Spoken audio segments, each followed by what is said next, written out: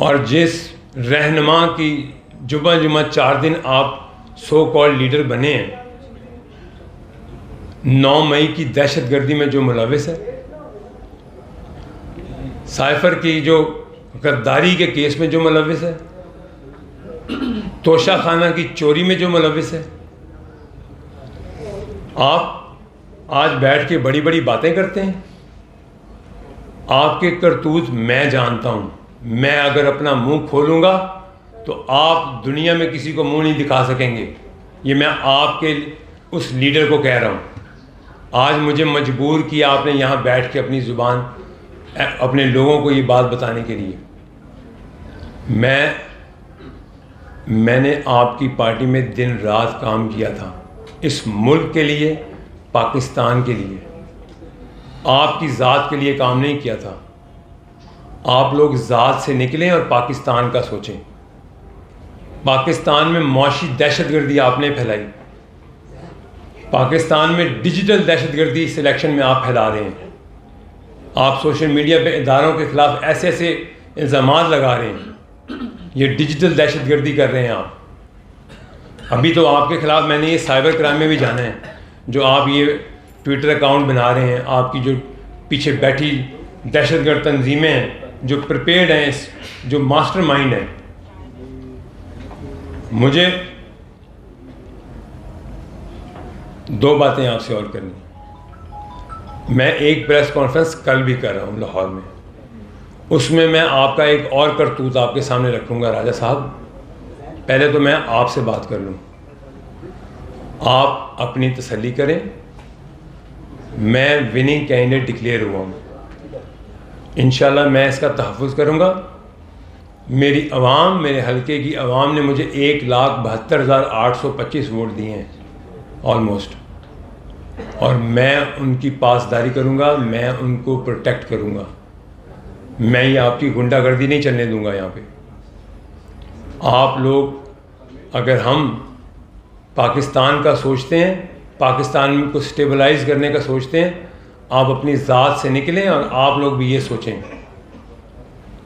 कभी कहीं कोई फितना फैलाते हैं आप, कभी कहीं कोई फितना फैलाते हैं आप। जो फॉर्म 45 हम दें वो गलत है और जो आप दें वो सही है। राइज करते हैं और उनको अपनी मर्ज़ी के मुताबिक रिजल्ट बनाने के लिए थ्रेटन करते हैं। ये रिपोर्ट, हम लोग वहाँ कोई मौजूद नहीं था।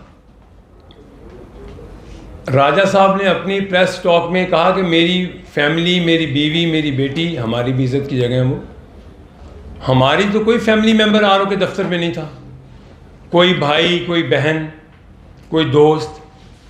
आपको क्यों इतना एक्स्ट्रा प्रिविलेज आपको मिल रहा था प्रोटोकॉल के? आप 70 वकीलों के साथ, आप अपनी फैमिली के साथ आर ओ ऑफिस जाके बैठ जाएं, उनको प्रेशराइज करें।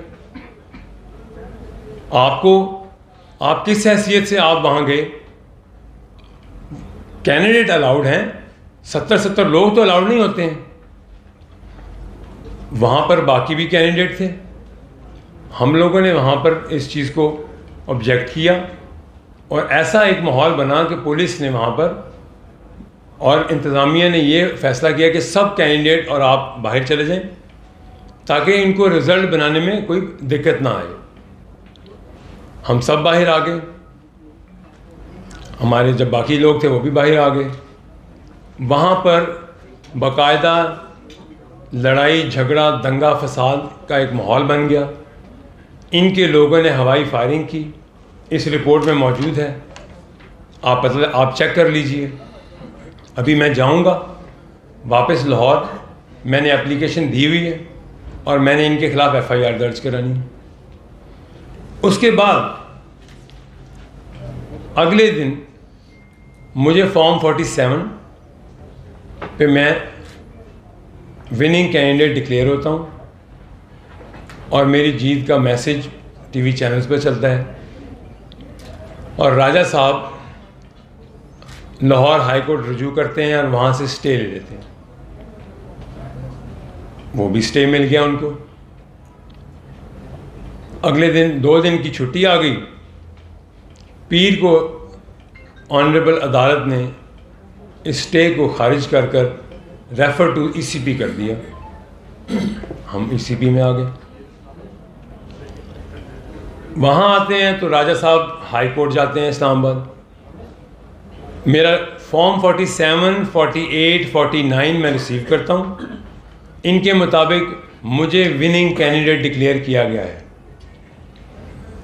और मुझे इन तीनों पे जब डिक्लेयर कर दिया गया as so I am the return candidate, ठीक है जी। उसके बाद जनाब राजा साहब जाते हैं हाई कोर्ट में और ईसीपी से मेरा वो नोटिफिकेशन विड्रॉ हो जाता है। ये भी एक एक्स्ट्रा इनको प्रोटोकॉल दिया जाता है। मैं एग्री करता हूँ जी, ठीक है, आप ईसीपी फैसला करेगा, हमें वो काबिल कबूल होगा। वो क्लैरिकल मिस्टेक थी एक डेट की, उस पर उन्होंने कहा जी हम ये वापस करके हम सुन के 19 तारीख को हमारी हेयरिंग है, उसके बाद जो फैसला आएगा। मकसद ये है कि जो फ़िज़ा इन्होंने पैदा कर दी है, जो फॉर्म 45 हम दें वो गलत है और जो फॉर्म 45 ये दें वो ठीक है, क्योंकि जिस उस पे ये जीत रहे हैं वो फॉर्म 45 इनके लिए, इनकी नज़र में वो ठीक है। इन्होंने एक जाली वेबसाइट ईसीपी की बनाई हुई है, फेक वेबसाइट। ये उस वेबसाइट पे ऊपर ये देखें, ये ईसीपी लिखा है, ये ईसीपी ने सस्पेंड की है, ट्विटर अकाउंट सॉरी, और इस ट्विटर अकाउंट को ईसीपी का अकाउंट डिक्लेयर किया हुआ है और कभी ये खबरें फैलाते हैं। इवन कि मेरा नहीं है ये चौधरी सालिक साहब का भी ईसीपी पे इन्होंने ऐसे ही एक प्रोपेगेंडा किया ट्विटर अकाउंट बना के। अब मैं आपको ये तस्वीरें दिखा रहा हूँ जो कि इनके लोगों ने वहाँ तशद्दुद किया। ये हैं वो तस्वीरें जो राजा साहब शराफत का लिबादा ओढ़े बैठे हैं, ये इनकी असल करतूत ये हैं। ये देख लें, ये जो म्यूनसिपल कॉरपोरेशन के लोगों के ऊपर इन्होंने तशद्दुद किया है, ये वो पिक्चर्स हैं और इनके ऊपर एफआईआर है। और ये वहाँ इन्होंने कमिट किया कि हम सलमान राजा साहब की कैंपेन के लोग हैं जो उनकी कैंपेन कर रहे हैं। कभी ये अंग्रेज़ी चैनल पे इंटरव्यू देते हैं, कभी मीडिया पे आते हैं, लेकिन मैंने आज ये सोचा कि मैं आज इनका असल चेहरा आप लोगों के सामने लाऊं। मेरी ये गुजारिश है, ये मेरा 5वां इलेक्शन है। मेरे चचा यूनियन कौंसिल का इलेक्शन जीते, मेरा भाई यूनियन कौंसिल का नाजिम रहा, एमपीए जीते। हमारी रवायात में ये है कि जब हम जीतते हैं तो हम हारने वाला हमें मुबारकबाद देता है और ये होता है। मैं हारा, मेरा भाई ज़हीर अब्बास जो है वो जीता है, हमने उसको मुबारकबाद दी। आपने एक गर्दान बांधी हुई है कि जी रेगिंग हो गई। अभी आपके आगे मैं आपको बताता हूँ, ये सुपरिटेंडेंट पुलिस की रिपोर्ट है जो उस रात 8 और 9 की रात जो हुआ, जो इनके लोगों ने किया, जो आरओ को ज़दोकोब किया, ये सारी रिपोर्ट में है। ये सारी रिपोर्ट बन के मैं मीडिया को इसलिए दे रहा हूँ कि मीडिया को और बाकी लोगों को पता चले कि इनका असल चेहरा क्या है। ये वो रिपोर्ट है जो पुलिस ने बनाई है, सुपरिटेंडेंट पुलिस के ऑफिस से, और ये एसएसपी ऑफिस से ये रिपोर्ट मैंने आपको दी। आपने एक ऐसी फ़िज़ा पैदा कर दी है मुल्क में कि जहां आप हार गए वहां रिगिंग हो गई, जहां आप जीत गए वहां बिल्कुल ठीक है मामला। ऐसा नहीं है। ये मुल्क उतना ही आपका है जितना हमारा है। रियासत हमारी माँ है। हम अपने मुल्क को ऐसे किसी के साथ नहीं खेलने देंगे, ना आपको खेलने देंगे, ना किसी मुल्क दुश्मन को खेलने देंगे। आपने जो फ़िज़ा पैदा की है, आप वकला बिरादरी से ताल्लुक़ रखते हैं, हमारे दिल में इज़्ज़त है आपके लिए। या आप सियासत कर लें या आप इस प्रोफेशन की इज़्ज़त रखें। काला कोट पहनकर इस प्रोफेशन के बाकी लोगों की जो इज़्ज़त है उनको ख़राब मत करें।